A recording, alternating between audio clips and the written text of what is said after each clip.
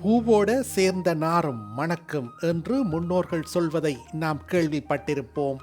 இயற்கையிலேயே நாருக்கென்று ஒரு விதமான வாசனையும் கிடையாது. வாழை மரத்தின் அடியில் இருக்கும் வேர்பட்டியை தாம் நாம் கிழித்து நாராக உபயோகிக்கின்றோம். இந்த நாருக்கு ஒரு மணமும் இல்லை. ஆனால் அதே நாரில் எந்த பூவை வைத்து நாம் தொடுக்கிறோமோ அந்த பூவின் வாசனை நாரில் வந்துவிடும். நாரிலே தொடுத்த அந்த பூக்கள் நாரிலிருந்து கீழே விழுந்த பிறகும் கூட அந்த நாரில் அந்த வாசனை இருந்து கொண்டேதான் இருக்கும். ஆக மொத்தத்தில் இந்த பூக்களால் அந்த நாருக்கும் நன்மை, அதே சமயத்தில் அந்த பூக்களுக்கும் ஒரு கேடும் ஏற்படாது, வாசனையும் குறையாது. சரி, இப்போது இதே பூக்களை ஒரு கால்வாயில் போட்டால் என்ன ஆகும்? ஒரு கால்வாயில் உள்ள நீரில் அதிகமான துர்நாற்றம் அடிக்கிறது என்று வைத்துக் கொள்வோம். அதற்காக ஒரு கூடை நிறைய பூக்களை அள்ளி அதில் போடுவோம் என்று வைத்துக் கொள்வோம். என்ன ஆகும்? ஒரு 5 நிமிடத்திற்கு அந்த பூவின் வாசனை அங்கே இருக்கும். ஆனால் அதே சமயத்தில் அந்த பூக்கள் கால்வாய் நீருக்குள் மூழ்க ஆரம்பித்து விட்டால் அந்த பூக்களும் தன் வாசனையை இழந்து துர்நாற்ற வாசனைதான் வரும். பிறகு அந்த பூக்களை நாம் வெளியே எடுத்து எத்தனை தடவை கழுவினாலும் கால்வாயின் துர்நாற்றம் போகவே போகாது. மேலும் பூவின் வாசனையும் திரும்பி வராது. ஏனென்றால் கால்வாயில் உள்ள அழுக்கு நீருக்கு அத்தனை சக்தி. அது தானும் கெட்டது மட்டுமில்லாமல் அதில் வீழ்கிற பொருட்களையும் கெடுத்துவிடும்.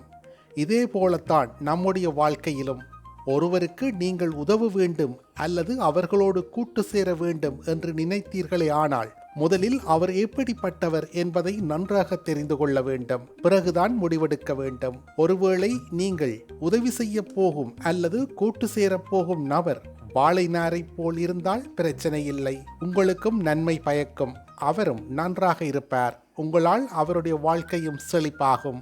ஒருவேளை நீங்கள் உதவி செய்யவோ அல்லது அவரோடு கூட்டு சேரவோ நினைக்கும் நபர் கால்வாய் நீரை போல இருந்தால் அவர் கெட்டது மட்டுமல்லாமல் உங்களையும் கெடுத்து நஷ்டத்தை அளித்து மேலும் உங்களை படுகுழியில் தள்ளிவிட்டு விடுவார். இதில் நஷ்டம் அவருக்கு இல்லை, உங்களுக்குத்தான் அதிகம் ஏற்படும். அதிலிருந்து நீங்கள் மீண்டு வர வேண்டும் என்று நினைத்தால் கூட உங்களால் அத்தனை சீக்கிரம் இயலாது. ஆகவே நண்பரை தேர்ந்தெடுத்தாலும் சரி, ஒருவரோடு கூட்டு சேர்ந்து வியாபாரம் செய்தாலும் சரி, இல்லை யாருக்காவது ஏதாவது உதவி செய்ய வேண்டும் என்று நினைத்தாலும் சரி, அந்த குறிப்பிட்ட நபர் வாழை நாரை போல் உள்ளவரா அல்லது கால்வாய் நீரை போல் உள்ளவரா என்று யோசித்து பிறகு முடிவு செய்யவும்.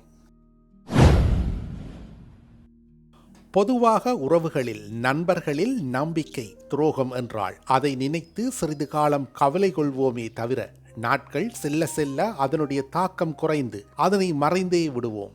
ஆனால் நம்முடைய இலக்கின் பாதையில் ஒருவரை கண்மூடித்தனமாக நம்பி அந்த நம்பிக்கை உடையும் போது அது பேரிழப்பாக இருக்கும். ஏனெனில் நாம் நம்பியது அவரை மட்டுமல்ல, அந்த இலக்கின் பாதையில் அவர் அளித்த யோசனைகள், ஊக்கம், பயிற்சி என்று அனைத்தையும் சேர்த்துத்தான்.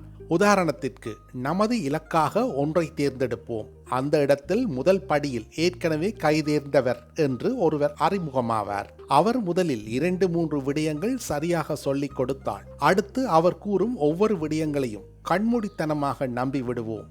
அதையே நாமும் செய்ய ஆரம்பிப்போம். அது வெற்றிக்கான பாதையா சரியா என்று அப்போது நாம் கண்டுகொள்ள மாட்டோம். ஆனால் இறுதி கட்டத்தில் அல்லது அதிக தூரம் சென்ற பிறகுதான் ஒரு கட்டத்தில் சில விடயங்கள் தெரிய வரும். ஒன்று, அவர்கள் வேலைக்காக தேன்போல் பேசி பழகி நம்மை பயன்படுத்தி இருப்பார்கள் என்று, மேலும் அவர்களுடைய ஐடியாக்கள் மட்டுமே சரி என்றும் அதனை பரப்புவதற்கு நம்மை ஒரு கருவியாக பயன்படுத்தி இருப்பார்கள். அது தெரிய வரும்போது காலம் கடந்திருக்கும், வாய்ப்புகளை இழந்திருப்போம். அந்த நேரத்தில் நமது இலக்கில் தோல்வியை சந்தித்து விடுவோமோ என்ற பயத்திலேயே அனைத்தும் முடிந்துவிடும். இந்த நிலைமைக்கு நாம் செல்லக்கூடாது என்றால் நாம் முதலில் இருந்து ஒருவரை முழுமையாக நம்பாமல் இருக்க வேண்டும். அளவுக்கு அதிகமான நம்பிக்கையை காட்டிலும் நம்பிக்கையே வைக்காமல் இருப்பது நல்லது. ஒருவரிடம் மட்டும் முழு நம்பிக்கையும் வைத்து அவர் மட்டும்தான் நமக்கு என்ற எண்ணத்தை முழுமையாக கைவிட வேண்டும்.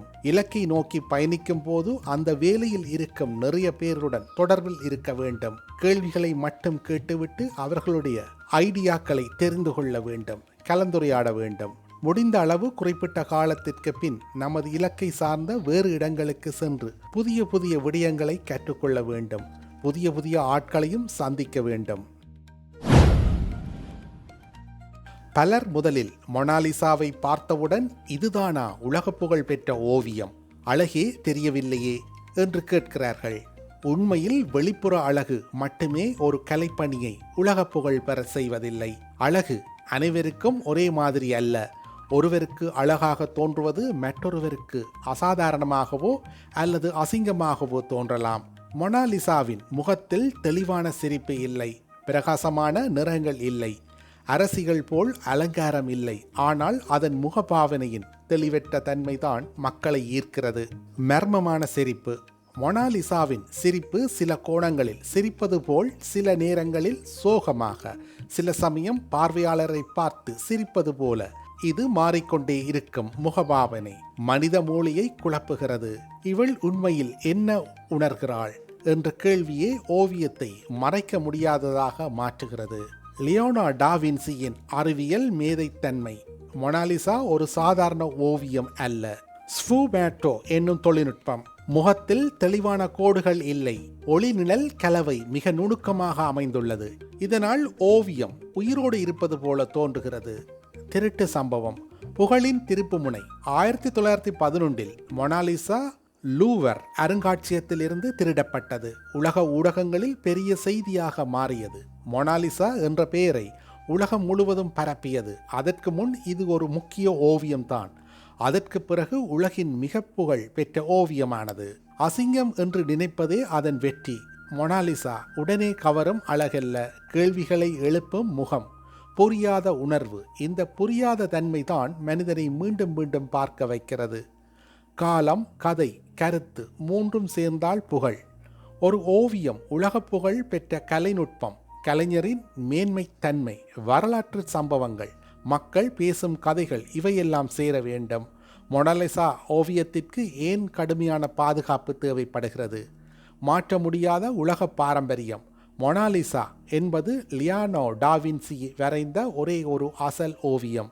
இதற்கு பிரதியோ மாற்று படைப்போ இல்லை. சேதம் ஏற்பட்டால் அதை முழுமையாக மீட்டெடுக்க முடியாது. ஆகவே இது மனித குலத்தின் பொது சொத்து போல் பாதுகாக்கப்படுகிறது. அளவிட முடியாத மதிப்பு. சட்டப்படி விற்க முடியாது.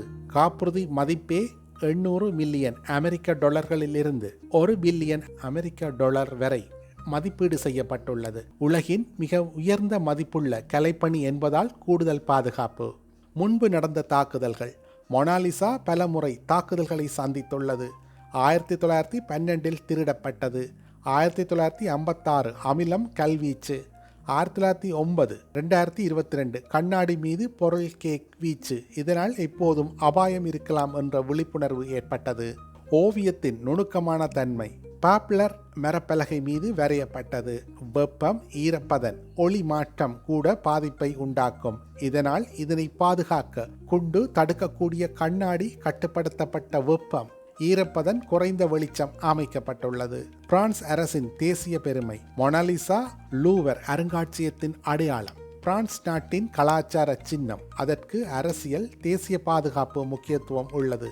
மொனாலிசா ஓவியம் மட்டுமல்ல, அது மனித வரலாற்றின் ஒரு அத்தியாயம். அதனால் அதனை பாதுகாப்பது என்பது முழு உலகின் பொறுப்பாகும். செய்திகளை உடனுக்குடன் தெரிந்து கொள்ள உடனே சப்ஸ்கிரைப் செய்து பெல் பட்டனை கிளிக் பண்ணவும்.